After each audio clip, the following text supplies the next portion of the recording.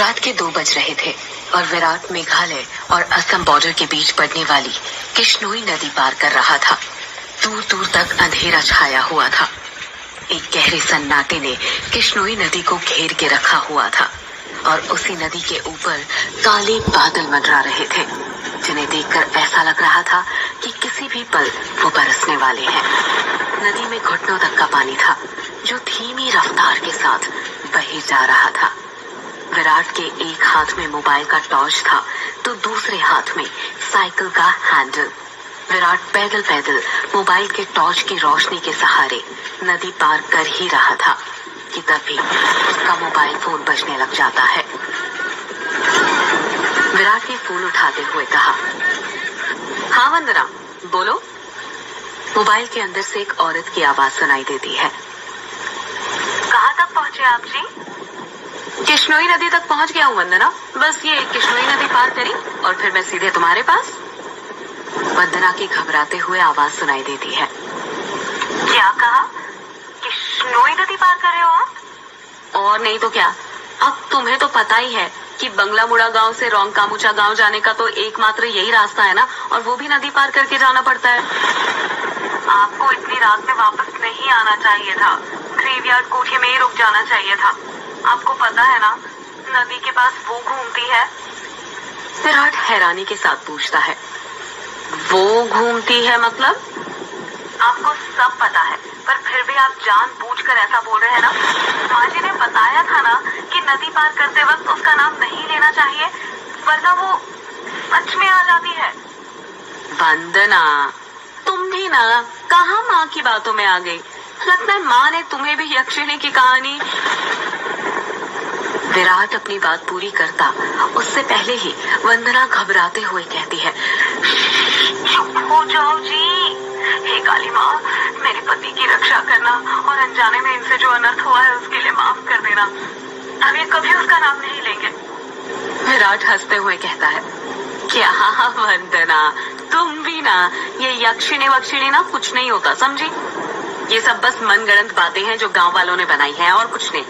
आप नहीं मानते तो मत मानिए, पर मैं तो मानती हूँ ना। आप ना जल्दी से आ जाइए बस। हाँ वंदना, आ रहा हूँ, बस ये नदी तो पार कर लूं पहले। अच्छा, मैं रखती हूँ। अरे ऐसे कैसे? तुम्हें नहीं लगता तुम कुछ भूल रही हो? मैं भूल रही हूँ? क्या भूल रही हूँ? यक्षिणी के बारे में याद रख सकती हो, लेकिन ये याद नहीं रख सकती कि आज हमारी शादी की सालगिरह है। गलती हो गई जी, माफ कीजिएगा। आपकी फिक्र में तो मैं भूल ही गई थी। विराट मुंह बनाते हुए कहता है, अब भूल गई थी ना तो उसकी सजा तो मिलेगी तुम्हें। सजा के लिए तैयार रहना। वंदना प्यार से पूछती है, अच्छा, तो क्या सजा देंगे आप? तुम्हारी सजा ये है कि तुम्हें आज रात भर जागना पड़ेगा। वंदना शर्मा जाती है और शर्माते हुए कहती है, आप भी ना कैसी कैसी बातें करते हैं आप। अरे अपनी पत्नी से ऐसी बातें नहीं करूंगा तो किससे करूंगा? ठीक है, आ जाइए, मैं इंतजार कर रही हूँ आपका। जल्दी आना। वंदना फोन कट कर देती है और विराट वापस से नदी पार करने लग जाता है।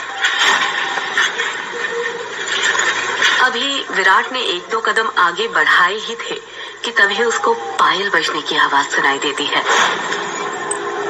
विराट को लगता है कि उसके पीछे से कोई लड़की भागते हुए निकली हो।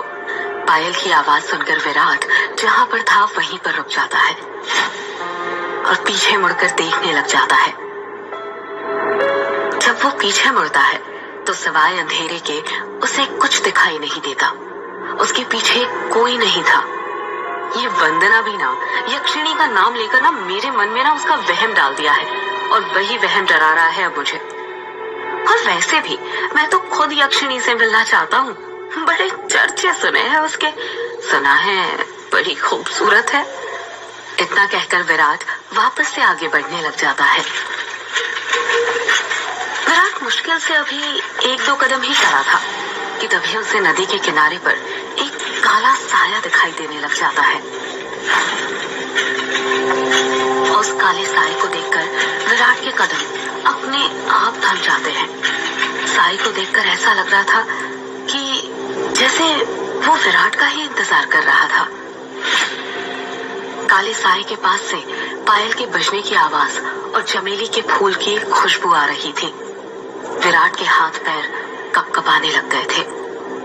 विराट डरते हुए कहता है, कहीं वंदना की बातें सच तो नहीं थी?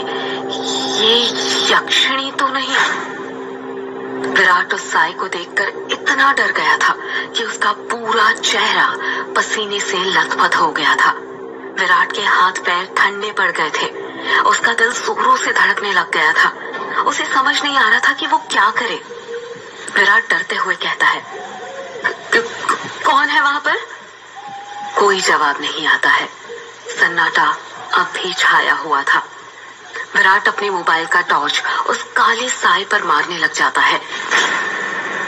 जब उस टॉर्च की रोशनी उस काले साए पर पड़ती है तो विराट देखता है कि वो साया और किसी का नहीं बल्कि एक लड़की का था।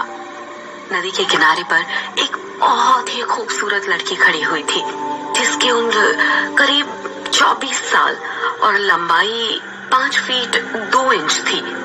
उसकी लंबी सी गर्दन, गुलाबी से होंठ, बाल खुले हुए जो उसके कमर तक आते थे, उसका गोरा बदन और उसी गोरे बदन पर उसने काली साड़ी पहन रखी थी। वो लड़की किसी अप्सरा से कम नहीं लग रही थी। वो इतनी खूबसूरत थी कि कोई भी मर्द उसका रूप देखकर अपनी हदों को भूलकर उसकी बाहों में मदहोश होना चाहेगा।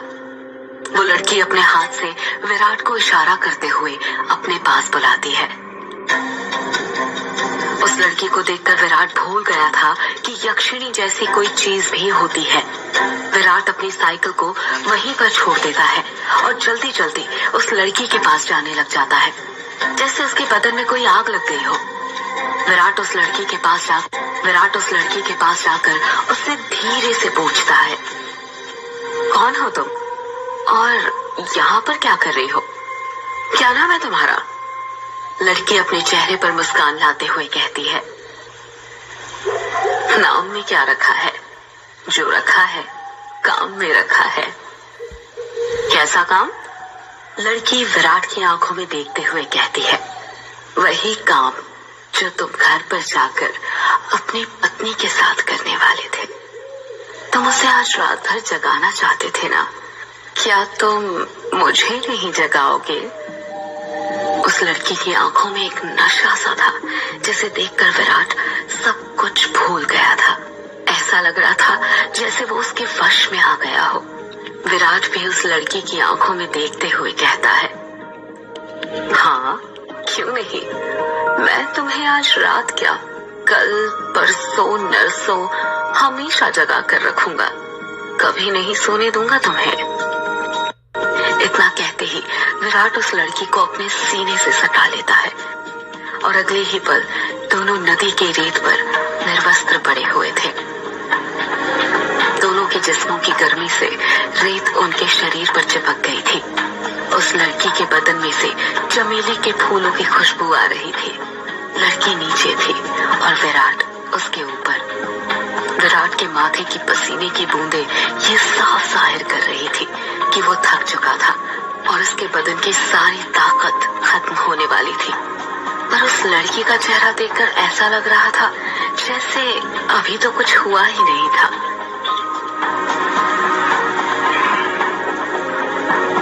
उसके अंदर की प्यास अभी बुझी नहीं थी।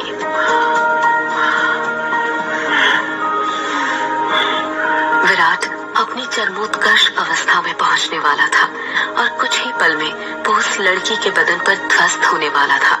तभी उसकी नजर उस लड़की के वक्ष पर पड़ती है और वो देखता है कि उस लड़की के वक्ष पर धीरे धीरे झुर्रियां आने लग गई थी।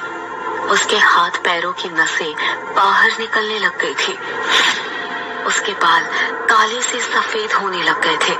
देखते ही देखते वो लड़की अचानक से बूढ़ी औरत में तब्दील हो जाती है।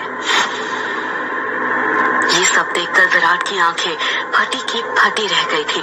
उसका गर्म बदन अचानक से ठंडा पड़ गया था। विराट कांपते हुए कहता है, कौन हो तुम? वो लड़की धीरे से कहती है, मैं यक्षिणी, तेरी